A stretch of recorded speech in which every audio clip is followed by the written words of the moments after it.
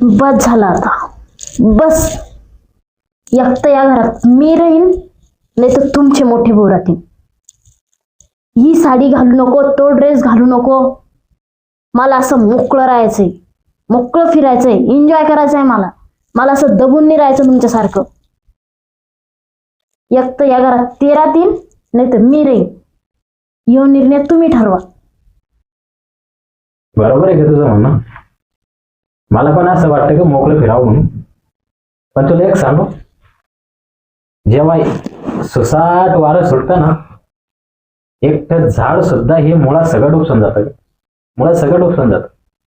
पण त्या झाडाला जर कोणाची साथ असेल ना, ते झाड हलूही शकत नाही.